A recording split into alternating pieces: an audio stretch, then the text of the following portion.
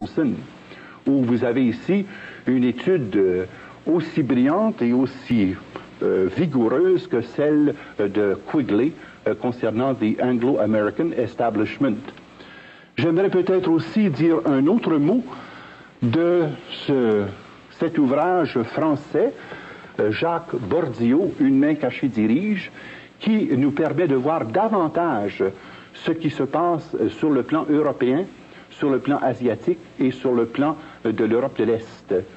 Alors que jusqu'à présent, les livres comme le CFR, None Dare Call It Conspiracy, None Dare Call It Treason, sont davantage des livres qui traitent de la situation en Amérique du Nord et dans le complexe, je dirais, de cette forme d'action et d'éducation qui débouche sur la mainmise des diverses avenues du pouvoir au pays. Un autre point, je pense qu'il serait important de souligner à ce moment-ci, c'est tout ce qui concerne le ravage de la foi. Car n'oublions pas que, comme je vous ai dit, les Illuminati constituent une secte gnostique d'origine manichéenne. Et vous avez deux livres qui sont actuellement des best-sellers, qui nous font comprendre une chose. Comment se prennent-ils pour pervertir la foi? Vous avez ici un ouvrage de langue française qui s'appelle Jésus ou le mortel secret des Templiers. Vous avez là une illustration concrète de la perversion que l'on peut faire de l'Écriture sainte, de la vie de Jésus, du ministère et de la mission de Jésus, et voici quelle perception les initiés francs-maçons du Grand Orient, les initiés des Rose-Croix et les initiés Illuminati ont de Jésus. C'est là-dessus qu'ils se basent. Voici l'ouvrage clé qui est l'Évangile selon saint Barnabé, qui en fait est un évangile apocryphe, mais qui, étayé de tellement d'érudition, nous laisse pantois sur le plan de la foi et rase à la base le fondement de la divinité de Jésus-Christ, de sa mission, de sa mort et de sa résurrection. Le second livre, qui est un best-seller, qui est maintenant aussi en anglais et en français, The Holy Blood and the Holy Grail. Ce sont trois journalistes britanniques qui ont fait une étude approfondie d'une situation bizarre concernant la recherche du Saint Graal. Et point par point, ils en sont venus à découvrir que derrière les Illuminati des temps modernes, il y avait à la base l'action du prieuré de Sion. Retenez bien cette expression-là, le prieuré de Sion. C'est connu dans certains pays, et notamment ici en Amérique du Nord et en Russie, sous le nom des... Donc on a voulu faire croire à un complot de la juiverie internationale pour la domination mondiale. Et ce n'était en somme que les initiés du prieuré de Sion qui ont conçu et développé le plan que Adam Weishaupt mettra au point pour détruire non seulement la foi, mais pour détruire aussi les pays chrétiens et tous les pays où les croyants exercent un rôle prépondérant.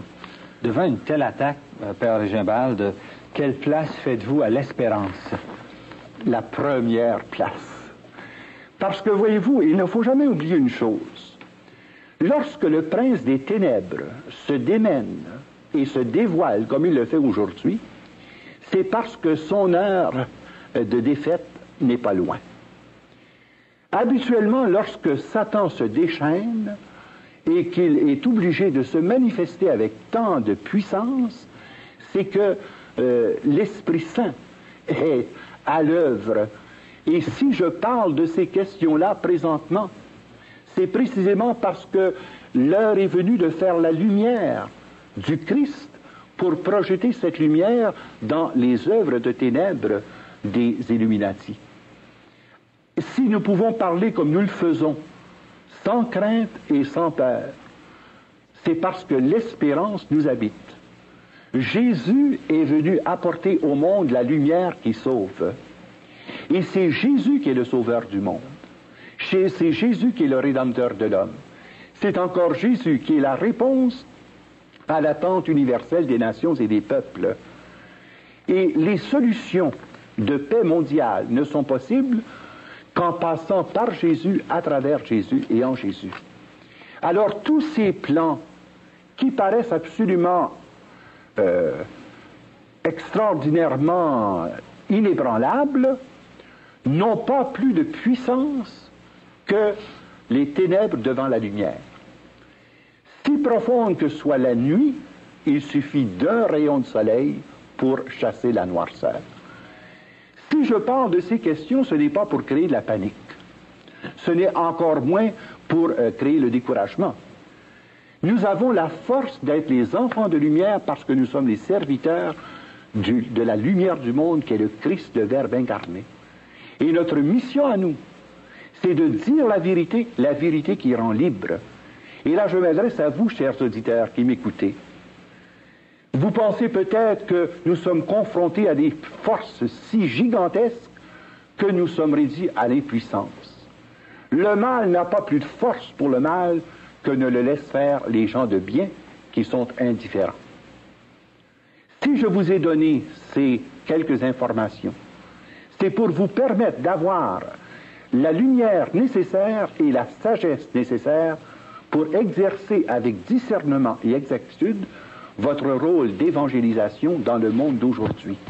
Car nous avons, nous, la responsabilité d'établir sur la terre des hommes le royaume de justice et de paix que Jésus est venu inaugurer par sa première venue et qu'il viendra couronner par son avènement de gloire. Donc, loin d'être désespéré, loin d'être essoufflé, je me sens au contraire rempli d'espérance et de joie pour faire face à ces problèmes avec la certitude de la victoire de Jésus-Christ. Chers amis, la semaine prochaine, nous aborderons la question des Illuminati aux États-Unis. Et dans une quatrième émission, nous aborderons la question de la réaction. Comment faire pour combattre la contre-attaque? Sur le sujet en question. Oui, très brièvement, d'abord, il s'agit de se rendre compte d'une situation de fait. Depuis le 1er mai 1776, une action